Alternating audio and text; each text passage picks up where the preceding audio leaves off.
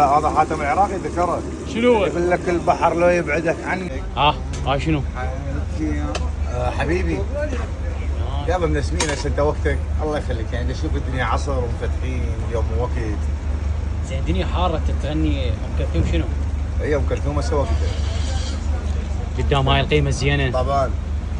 ما خلي اقول لك شغله طبعا الحمس. خلي اقول لك شغله حلوه. سولف لي. يجيك واحد ياكل لفه على سبيل المثال، او ياخذ لفتين يترسها زلاطه، هي يسمونها صغيره. المهم خليت ثلاث فلافل مثلا، طماطه شويه خيار خوش، وياخذ منك خلاله طرشي، خلاله لهانه، خلاله من شنو، خلاله بصل، خلاله سباكيتي، هذا خلاله عنبه، خلاله طرش، صارت هيك. هسه افصل لك محجل لها عمي انا هذا معون وخذ بي زلاطه. هاي مثل ذاك كاتب لي هنا لا اريد الحياه ولا اريد الموت. ادري على شو تريد؟ تريد الحياه ولا تريد الموت؟ طلع معلق. صار شنو هذا اللون؟ ما متاكد هذا زيت ماي؟ فهمني. هذا حاتم العراقي ذكره. شنو هو؟ يقول لك البحر لو يبعدك عني اخلي الفلافل عبار. هي الله